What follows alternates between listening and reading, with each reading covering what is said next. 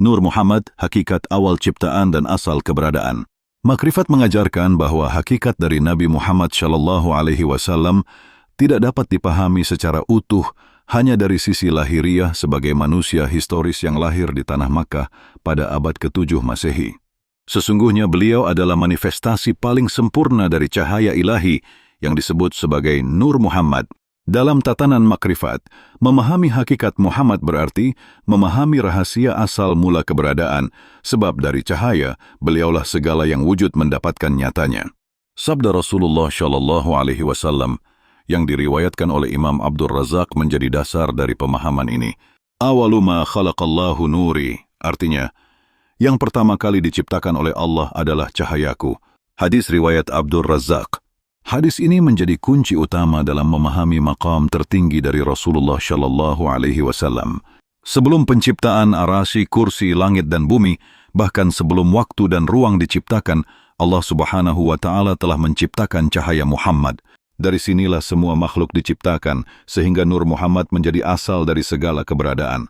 Ia bukan hanya awal, melainkan juga tujuan dari seluruh penciptaan, sebagai manifestasi paling sempurna dari nama dan sifat Allah Subhanahu wa Ta'ala.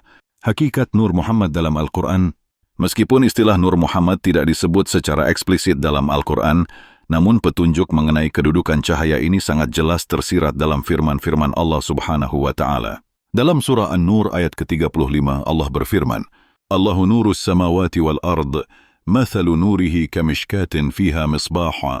المصباح في زجاجة الزجاجة كأنها كوكب دري. Allah adalah cahaya langit dan bumi. Perumpamaan cahayanya adalah seperti sebuah lubang yang tak tembus, yang di dalamnya ada pelita besar. Pelita itu di dalam kaca, dan kaca itu seakan-akan bintang yang bercahaya seperti mutiara. Surah An-Nur ayat 35.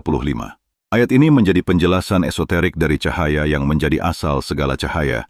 Maka ketika Rasulullah SAW bersabda bahwa cahaya beliau adalah yang pertama kali diciptakan, hal itu bermakna bahwa dari pancaran ilahiyah itulah segala wujud berawal. Ia bukan sekadar makhluk, melainkan manifestasi pertama dari keinginan Allah untuk memperkenalkan zatnya. Sebagaimana Allah Subhanahu wa Ta'ala berfirman dalam hadis qudsi, Aku adalah perbendaharaan yang tersembunyi. Aku ingin dikenal, maka aku ciptakan makhluk. Para arif billah memahami bahwa yang dimaksud dengan makhluk pertama sebagai perantara dari pengenalan itu adalah Nur Muhammad.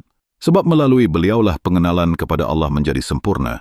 Jika tiada Nur Muhammad, maka tiadalah jalan bagi makhluk untuk mengenal Sang Khalik. Cahaya Muhammad dan realitas semesta. Dalam dimensi makrifat, Nur Muhammad bukan hanya eksistensi metafisik, tetapi menjadi rahim semesta.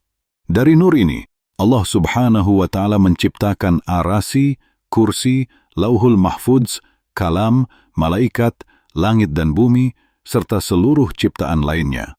Maka Nur Muhammad adalah asal mula penciptaan illat al-ula dan sekaligus tujuan ghayah dari penciptaan itu sendiri. Imam Al-Qushairi dan para sufi besar menyebut bahwa seluruh makhluk diciptakan dari tanah Muhammad, bukan dalam pengertian jasmani, tetapi dalam konteks keberadaan batin. Artinya, seluruh ruh, seluruh hakikat dan segala realitas yang ada ini berasal dari nur itu. Oleh karena itu, sabda Rasulullah SAW dalam hadis lain menjadi sangat bermakna. Laulaka lama khalaqtul aflak.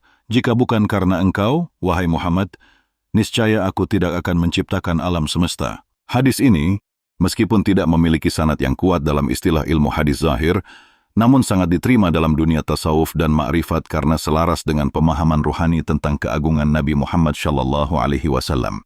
Mengenal hakikat Muhammad adalah awal dari ma'rifatullah. Seseorang yang meniti jalan makrifat hendaknya menjadikan pengenalan terhadap Rasulullah SAW bukan sekadar dari sisi syariat, melainkan menembus hingga hakikat dan sir.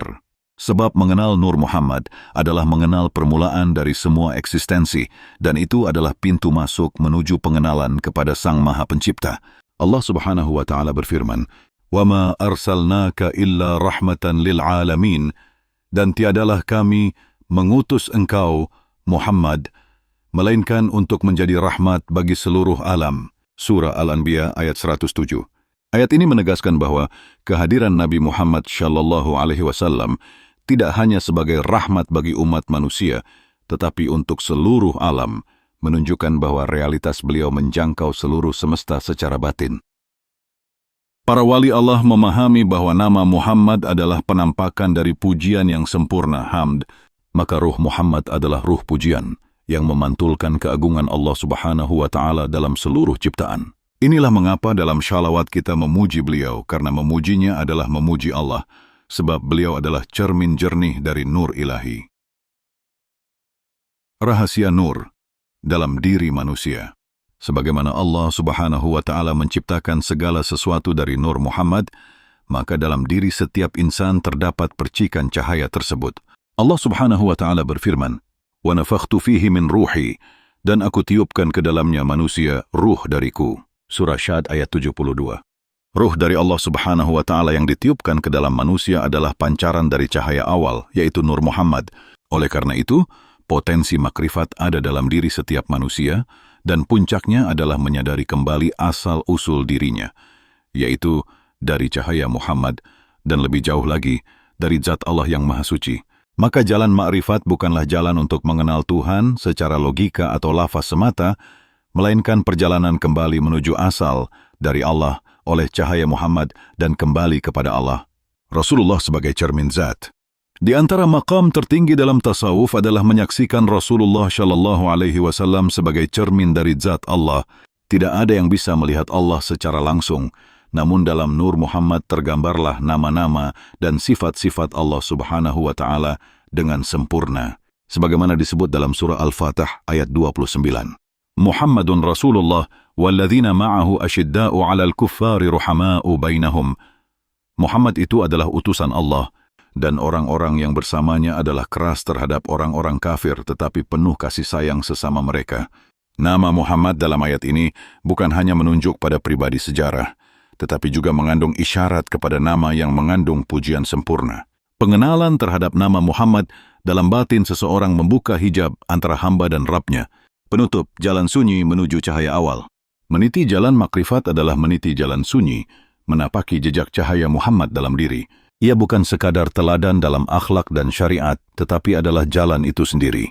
Beliau adalah manifestasi dari kalimat La ilaha illallah, sebagaimana beliau bersabda, "Qulu la ilaha illallah tuflihu," ucapkanlah tidak ada Tuhan selain Allah, maka kamu akan beruntung.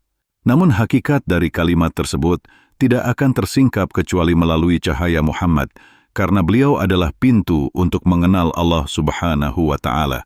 Maka barang siapa mengenal hakikat Muhammad, niscaya ia akan sampai kepada hakikat Tuhan yang Maha Esa. Sebagaimana disabdakan oleh Rasulullah Shallallahu Alaihi Wasallam, "Man arafa nafsahu faqad arafa rabbahu." Barang siapa mengenal dirinya, sungguh dia telah mengenal Tuhannya. Maka barang siapa mengenal dirinya sebagai percikan dari nur Muhammad, ia pun akan mengenal asal segala yang wujud, yaitu Allah Subhanahu wa Ta'ala, yang tidak menyerupai apapun, namun memancarkan dirinya dalam wujud paling sempurna bernama Muhammad Shallallahu Alaihi Wasallam.